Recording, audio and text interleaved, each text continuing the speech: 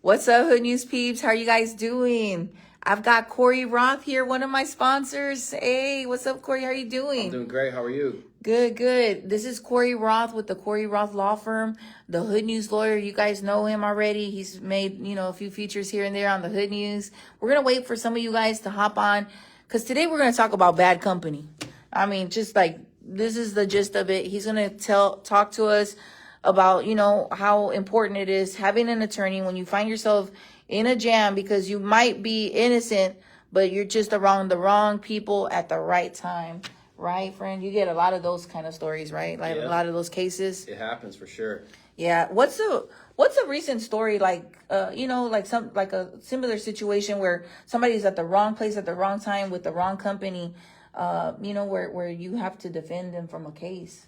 Yeah, I mean, I have one that a felony robbery that was just no billed a couple weeks ago, where my client was sitting in a passenger seat of a car, where a pedestrian handed over his vape to the driver.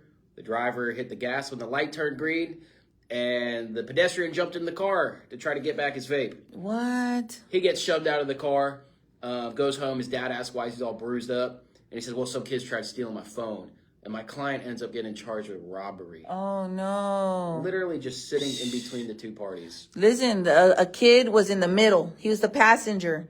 Passes a vape from one kid that's standing outside the car to the other that's behind the wheel. And the kid, the driver, for some reason, hit the gas on by mistake.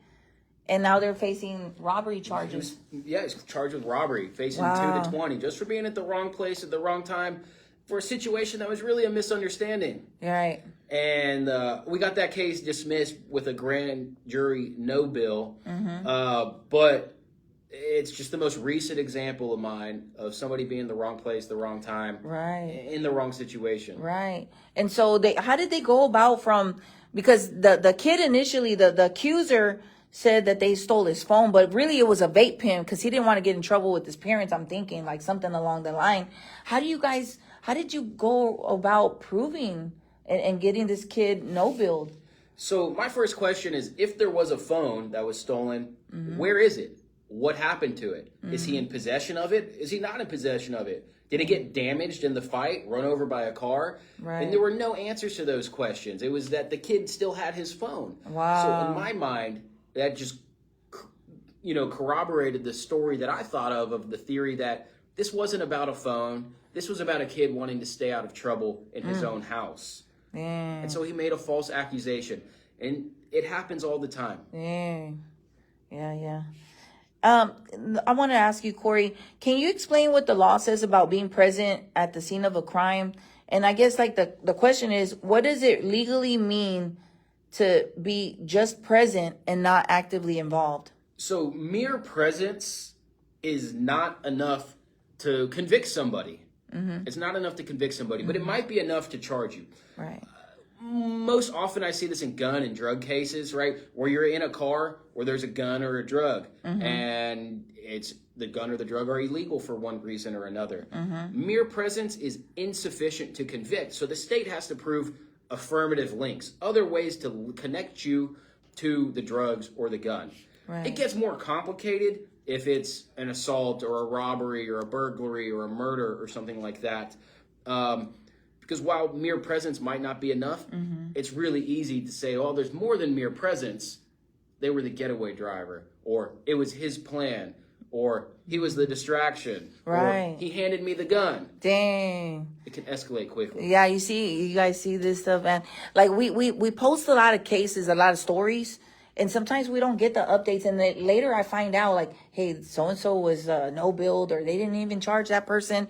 There's going to be some cases that I covered recently where we might find out that people don't get charged after all with anything because of certain facts, and then representation too, and just having an attorney. I think having an attorney is key to proving, versus getting a court appointed, or, it's better to have somebody that's going to actually fight for you. In this situation, you want somebody like Cory Roth. He's going to have your back, and he's going to do his due diligence to help you. Cory, I got another one. This is misconceptions and public advice. If somebody finds themselves unintentionally present at a crime scene, what should their immediate step be to ensure that they don't get wrongly implicated? That's a tricky question. It is. Right? If you get out of there, it might look like you have a guilty conscience, right? If you leave, it might look like you have a guilty conscience. Yeah. If you stay and maybe talk to law enforcement, if it's that kind of an emergency situation, you might say something that implicates you, right? So there's other reasons why you might leave. There's a danger, or you are truly innocent, right? So my advice, well, I'm not going to give advice because you can get in tricky situations. For example, you never want to leave the scene if you're driving and you get into an accident. Because then you can be charged with, failure to stop and give information, or failure to stop and render aid.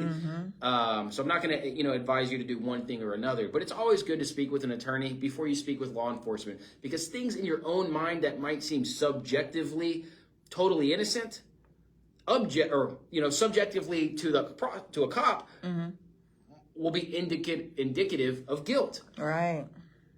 So just be smart. Yeah. And what's the number for people to call you? Let me see. What's this number here? Okay. Hey, so if you ever find yourself in this, the phone number is 346-206-1777. Cory Roth. He's a great attorney, man. And he's already represented a few Hood News peeps. And they watch the show too, right? They see you on the show. Yeah.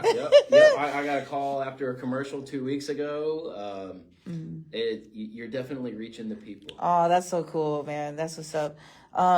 Cory, and another one, could you share an example from your firm, your practice, where somebody was initially suspected due to their presence at a scene and at a crime scene, but was not found guilty? And what was the key, to you defending them and getting them their defense? Again, a lot of those situations involve cars and drugs or guns. I'm thinking of a situation right now where I had a client who was a felon, and they got pulled over by the crime suppression unit in Southwest Houston. Ooh, Southwest. Like Foreign Park, that part of town. Yeah. And somehow the police ended up searching the car, and they found a gun underneath the passenger mat, right? The mat for the front of the passenger seat where my client was sitting. And he was sitting right there. He ended up getting charged with felon in possession of a firearm. When he talks to the police about why he was on probation, he was like, I shot a dude 2 times in the butt. Oh, no. It was pretty funny. Yeah. But I ended up winning a motion to suppress in that trial. Okay. Because it was an illegal search. He was illegally detained. So there's a lot of different ways for a lawyer like me to beat a case. Yeah. But even, from the affirmative link standpoint, I don't think the state would have been able to show that he knew beyond a reasonable doubt that there was a gun, under the mat. Right. Yeah, there was no, like sometimes a officer will pull up on a car, they could smell the weed. Yeah. But how was he going to see that gun? Or if it was under the mat, how would he have known? Yeah, that's an extreme example. Yeah, for sure. A fun one, memory. Dang. And let me see, what's another question we wanted to ask also? How does regularly, okay, and this all comes down to, who you hang out with. This is kind of like the theme, being at these places where you find yourself in the company that you find yourself in, and something goes terribly wrong or something like criminal happens, and how to go about protecting yourself. And so the question is, how does regularly associating with criminals impact someone's defense if they are found at a crime scene but claim that they're not involved in the criminal activity? It could be said that you are the company that you keep. Yes. A lot of people get on the gang tracker list, which is like a nationwide database of gang members, based on where you hang out, who you hang out with, if you claim a gang, or whether the people you hang out with claim a gang, what colors you wear. Anything. Even girlfriends are like profile. Even the girlfriends, if you got a man and he's all over the place, he's Tango Blast or MS-13, like even the spouses get labeled, or the girlfriends, or whatever. The siblings, siblings. I've seen a lot of that stuff, and a lot of it is probably, it's very problematic to be labeled like that. Yes. But once you get that label, it's hard to shake. DPS does have standards about having to renew that every couple of years. Yeah. But it's just a rubber stamp. I mean, everybody's renewed, even if you've had nothing to do with it for 2 decades. Dang. So, yeah, be careful about who you hang out with, where you hang out with them, things along that lines. Yeah. For sure. Okay, and then from a legal perspective, what do you advise our community about the importance of understanding their legal position when they are near or around criminal activities? I mean, I think it's, always best to remain silent, because something like I said that, like, in your mind, it may be totally innocent. In law enforcement's mind, they're going to interpret it through the rose-colored glasses of possibly being guilty. So it's always best to speak with an attorney if you're concerned, if you think there might even be, might be some remote possibility that they might be looking at you like you're not just a witness. Right. Talk to a lawyer. Talk to me. Okay. And where can they find you on social media? Because we got a lot of. Do you have Instagram? Yeah. Attorney_Roth. Attorney_Roth. And there's a TikTok out there. I think if you look up Hood News Lawyer, it's the same content as the Instagram. And on Facebook, it's also, Cory Roth Law Office or Attorney Roth. You'll find me. And what's that website too? TheHoodNewsLawyer.com. Yeah, friends. TheHoodNewsLawyer.com. That's what's up. How you been lately? I know you're always busy on the go. Yeah. How are your clients? How are they doing? My clients are always doing fantastic. My clients are always doing great. I've been good, getting ready for a huge multi-$100,000 aggregate theft trial. Dang. Got a couple of DWIs and assaults lined up. Yeah. But so few seem to go. But I know that theft is going to go, and it's going to be one hell of a trial. Man. And they're actually taking it to trial? Oh, yeah. Wow. Oh, yeah. It's going to be tried. Yeah. Hey, the courtroom is an open public place. You're welcome to come watch and even support. But no cheering or air. No, yeah. I've been telling him I want to pull up, to one of his cases, where, cause he wins cases. I want to go and sit in and listen, because I like to go to, everybody knows, you see me at the courthouse. I like to go listen. It's one of my little hobbies. I haven't been able to go, though, but I'm like, man, I want to go observe Cory. Yeah, I told Hector that the other day. I was like, man, I want to sit in and listen to Cory, on in one of his cases. So I'm probably going to go to that trial one. All right. Yeah. And, friend, I got another. So Cory wants to hook it up. This was something that, we didn't know walking in. But Cory wants to hook it up with some tickets for you guys. We got a lot of soccer fans, and this man plays soccer. Look at his tan. He's been out there. And look at his beard. It's already grown out more too.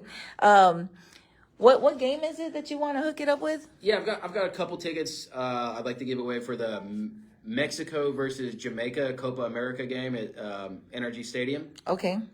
It's sometime in the next 2 weeks, maybe June 20th, around there. Okay. So yeah. Do a little giveaway. Cool. Thank you so much. And we're gonna have more details. Let's say it'll be Friday, you said? Yeah. On Friday we'll have more details. He's gonna hook it up with definitely some good tickets, great game. Las Copas Americas, you said? Yep. Yeah. See, listen to him. Yeah, friends. All right. Well, thank you so much for sitting with us today, friend. It was always so good to see you, man. Hey, if you ever find yourself in a jam, we hope not. But if you do, just remember Cory Roth. Let me give you his info. There you go right there. Hold on. Let me see. Boom. There you go. Oh, man, look. He's got the beard now. Look. Yeah, I need to get the man with the beard. Oh, he's got that baby face in this picture. That's an old picture. That's an old picture. Started practicing. Dang. Yeah. Look what it says. Do not consent to police searches of your car. That's awesome. Yes, friends. So yeah, shout out to you. Thank you so much for supporting the Hood News. That's how we're able to get the show going and, represent the people and get moving around and stuff. It's not possible without our sponsors. So thank you so much, friend. Absolutely. All right, friends. More Hood News on the way. Stay tuned. It's getting crazy. It's already 2:00. It's a Monday. Monday Madness is on the way. I'll see y'all later. Bye.